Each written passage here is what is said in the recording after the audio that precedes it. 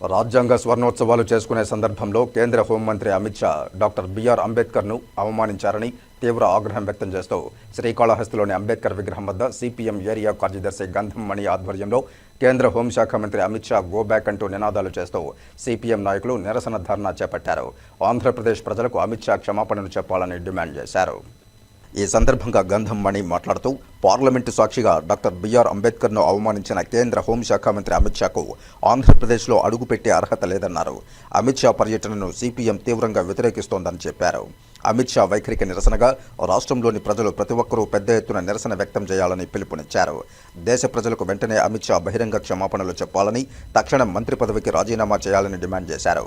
రాజ్యాంగ నిర్మాతను అవమానించడం అంటే దేశద్రోహంతో సమానమని, నిండు సభలో అంబేద్కర్ను అవహేళన చేస్తూ మాట్లాడిన అమిత్ షా దేశద్రోహి అని విమర్శించారు. దేశద్రోహుల వ్యాఖ్యలను ఖండించకుండా, క్షమాపణలు చెప్పాలని అడగకుండా అతిథి మర్యాదలు చేసే వాళ్లు కూడా ఈ దేశానికి ద్రోహం చేసినట్లేనని ఆరోపించారు.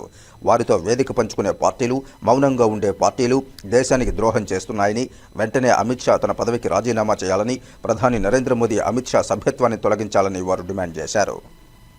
సందర్భంగా మన రాజ్యాంగం స్వర్ణోత్సవ సంబరాలు జరుపుకునే సమయంలో కేంద్ర హోంమంత్రి అమిత్ షా పార్లమెంట్ లో అంబేద్కర్ పై చేసినటువంటి అనుచిత వ్యాఖ్యలకు నిరసనగా కేంద్ర హోంమంత్రి వెంటనే తన పదవికి రాజీనామా చేయాలని చెప్పేసి, అదే విధంగా మన రాష్ట్రానికి వస్తున్నటువంటి అమిత్ షా గో బ్యాక్ అంటూ ఈరోజు సిపిఎం పార్టీ ఆధ్వర్యంలో నిరసన చేపట్టి ఉన్నాము.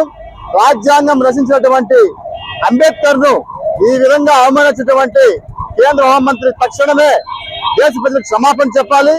అదే విధంగా నరేంద్ర మోడీ వెంటనే అతని యొక్క పార్లమెంట్ సభ్యత్వాన్ని, కేంద్ర హోంమంత్రి పదవిని రద్దు చేయాలని చెప్పేసి సిపిఎం పార్టీగా డిమాండ్ చేస్తున్నాము. లేని పక్షంలో దేశవ్యాప్తంగా అమిత్ షాకి వ్యతిరేకంగా నిరంతరం ఈ యొక్క నిరసనలు చేస్తూ ఉంటామని చెప్పేసి హెచ్చరిస్తా ఉన్నాం.